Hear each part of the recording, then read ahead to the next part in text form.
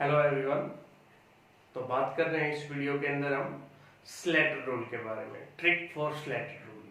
पहले basics discuss करेंगे, फिर उसके बारे में हम ट्रिक डिस्कस करेंगे कि कैसे हम सिग्मा कांस्टेंट की वैल्यू को इजीली कैलकुलेट कर सकते हैं।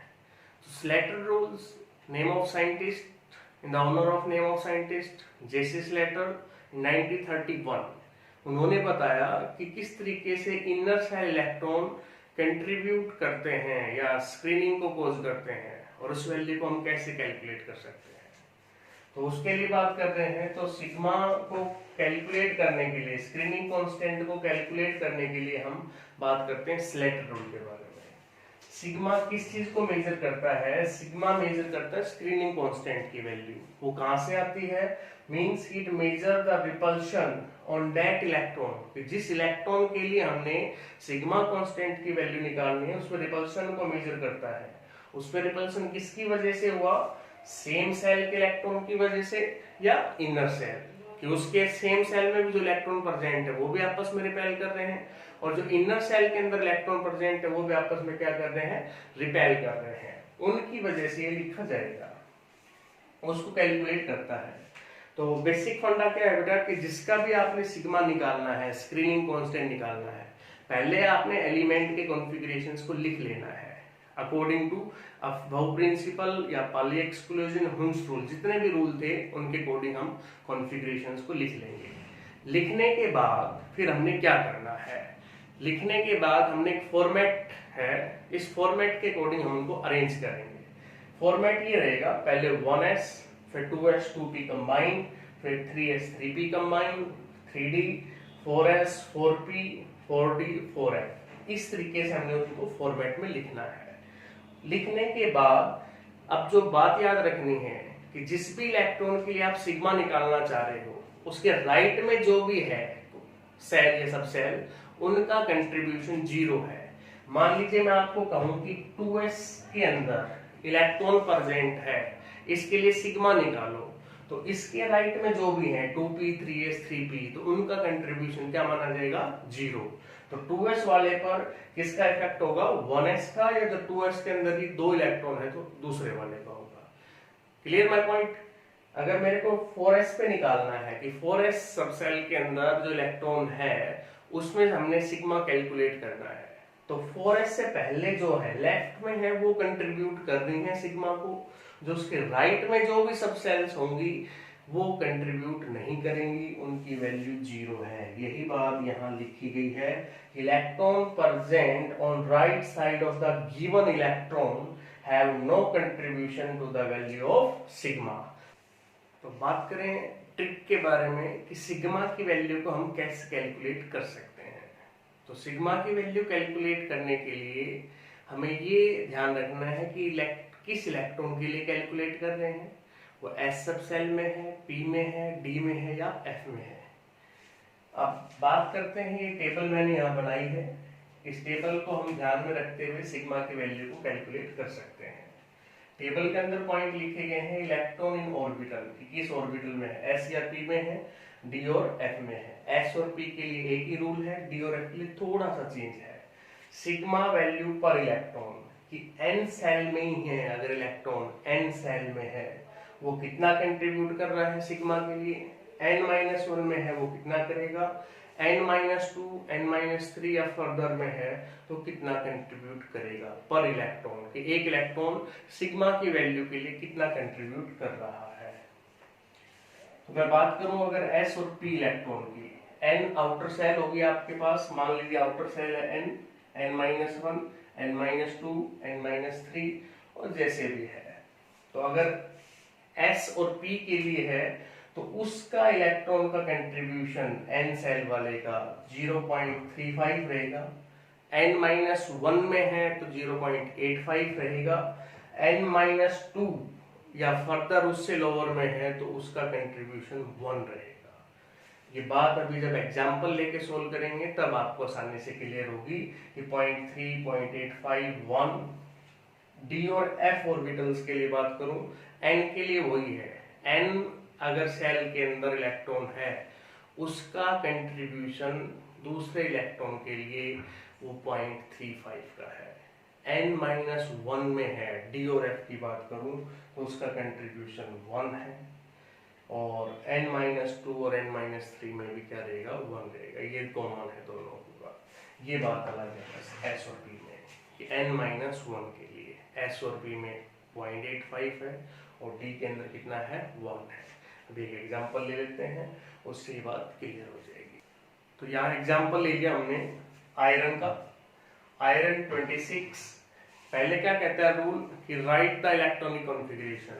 आयरन का कॉन्फ़िगरेशन हमने लिखा 1s2 2s2 2p6 3s2 3p6 4s2 3d6। Configuration हो गया, उसको उस फॉर्मेट में लिखना है कि 1s फिर 2s2p को एक साथ, 3s3p को एक साथ, उसके बाद 3d, फिर 4s4p को एक साथ, फिर 4d, फिर 4f। अगर इस तरीके से है तो यहाँ 4s तक है तो हमने इसको इस फॉर्मेट में लिख दिया जैसे फॉर्मेट में बताया गया था। अब मेरे को वैल्यू निकालनी है सिग्मा की। सिग्मा की वैल्यू कैलकुलेट करनी है स्क्रीनिंग कांस्टेंट की 4s इलेक्ट्रॉन के लिए, क्योंकि हर सब सेल के इलेक्ट्रॉन की वैल्यू सिग्मा की अलग अलग आएगी। तो 4s से राइट में जो भी सब सेल बच गई हैं 4f 4d 5s 5p, उन सब का कंट्रीब्यूशन क्या हो गया, 0। इसके लिए जो इनर सेल्स है वो कंट्रीब्यूट करेंगी। तो 4s s ऑर्बिटल के इलेक्ट्रॉन के लिए सिग्मा वैल्यू निकालने जा रहे हो, s और p ऑर्बिटल के लिए निकालनी है। तो number of electron in n shell, तो 4s के लिए निकाल दे हो, n की वैल्यू 4 है वहां पर, 4 सेल के लिए निकाल दे हो। s सब सेल में कितने इलेक्ट्रॉन प्रेजेंट है, 2, तो एक के लिए हम वैल्यू निकालते हैं, दूसरा उसके लिए रिपेल कर रहा है उसको, तो कितना रिपेल करेगा, वो कितना कंट्रीब्यूट करेगा सिग्मा के अंदर, उसमें 4s के अंदर कंट्रीब्यूट कितना करेगा, n सेल वाला 0.35 का। उसके बाद n-1, तो 4 के बाद n-1 क्या होगी, 3 वाली आपके पास, इसमें टोटल इलेक्ट्रॉन कितने होंगे आपके पास, 6 6 6 और 2, मतलब 6 + 6 + 2, तो 14 इलेक्ट्रॉन इसके अंदर होंगे, 14। s और p में है n-1, एक इलेक्ट्रॉन का कंट्रीब्यूशन 0.85, 14 का कितना हो गया, मल्टीप्लाई बाय 0.85 प्लस n-2 और n-3 के अंदर ये n-2 या n-3 टोटल केस आ गया इसका, उनके लिए कंट्रीब्यूशन कितना रहेगा, 1। तो 1 × 10, ये 1 है एक इलेक्ट्रॉन के लिए, टोटल इलेक्ट्रॉन कितने हो गए अपने पास, 10। इसको अब सोल्व कर लेते हैं। तो कंट्रीब्यूशन आ गया था हमारे पास n सेल के इलेक्ट्रॉन के लिए, n-1 के लिए और n-2 और 3 के लिए। टोटल जब इसको मल्टीप्लाई किया हमने और ऐड करने के बाद सिग्मा की वैल्यू अपने पास आ गई 22.25। हमने जो फाइंड आउट करना है वो z इफेक्टिव करना है। z effective = z - sigma. z atomic number था, न्यूक्लियर चार्ज था, 26 है, आयरन के केस की बात कर रहे हैं, सिग्मा की वैल्यू हमने निकाल ली। तो 4s इलेक्ट्रॉन के लिए कि जो इलेक्ट्रॉन 4s सब सेल में प्रेजेंट है उस पे इफेक्टिव न्यूक्लियर चार्ज 3.75 आ गया, या सिग्मा की वैल्यू कौन तो इतनी आ गई स्क्रीनिंग कांस्टेंट की। इसी केस के अंदर अगर मैं 3d के इलेक्ट्रॉन के लिए बात कर लूं, 3d सेल के लिए, तो सिग्मा की वैल्यू मैंने फाइंड आउट करनी है। तो पहले n सेल में जो इलेक्ट्रॉन हो कितना कंट्रीब्यूट करेंगे। अब d ऑर्बिटल के इलेक्ट्रॉन के लिए निकाल दे हो, d के लिए n सेल के इलेक्ट्रॉन पर इलेक्ट्रॉन कंट्रीब्यूशन होता है 0.35 का, तो 3d6 है टोटल, तो एक इलेक्ट्रॉन जिसके लिए हम निकाल रहे हैं बचे कितने, 5, तो 0.35 मल्टीप्लाई बाई 5 प्लस n-1 हो d या f में, या n-2 हो या 3 हो, सभी के लिए पर इलेक्ट्रॉन का कंट्रीब्यूशन 1 होता है। तो इसके अलावा जितने भी बच गए हैं वो n-1 की कैटेगरी में आ रहे हैं और n-2 की या n-3 की कैटेगरी में है। एक इलेक्ट्रॉन का कंट्रीब्यूशन 1 का है, तो यहाँ हो गए 6 + 2 8 + 6 14 + 4 18, 18 × 1, ये अपने पास टोटल हो गया। इसको हम सम अप कर लेते हैं सारे को, इसको हम सम अप करते हैं, कैलकुलेट करते हैं, तो ये अपने पास आ जाएगा यहाँ सारे को सोल्व करने के बाद सिग्मा आ गया अपने पास इतना। अब सिग्मा की वैल्यू आने के बाद हमें तो z इफेक्टिव निकालना है इसके लिए, तो z इफेक्टिव हो जाएगा z - सिग्मा, z 26 ही रहेगा 90.75 ये वैल्यू आ जाएगी 6.25 आपके पास निकल कर यहाँ से Z effective nuclear charge for the 3D electrons. तो इस तरीके से हम प्रैक्टिस कर सकते हैं। अभी एक एग्जांपल और ले लेते हैं, हम टाइटेनियम का ले लें या किसी का भी ले सकते हैं, जरूरी नहीं है। अब मान लीजिए हमने एक छोटा सा और एग्जांपल लें टाइटेनियम का। चलो आपने प्रैक्टिस करनी है कि टाइटेनियम 22 एटॉमिक नंबर है, उसके 3D के लिए और 4s के लिए आपने वैल्यू निकाल के देखनी है। मैं एक एग्जांपल ले लूं, नाइट्रोजन का ले लो बेटे। यहाँ पे नाइट्रोजन का पहले तो लिखना है कॉन्फ़िगरेशन 1s2 2s2 2p3, फिर उस फॉर्मेट में ऑलरेडी फॉर्मेट में ही है ये 1s2 और 2s और 2p को मैंने साथ लिख दिया। अब मैंने सिग्मा की वैल्यू निकालनी है, value of sigma for p electron, कि p के इलेक्ट्रॉन के लिए मैंने सिग्मा की वैल्यू निकालनी है।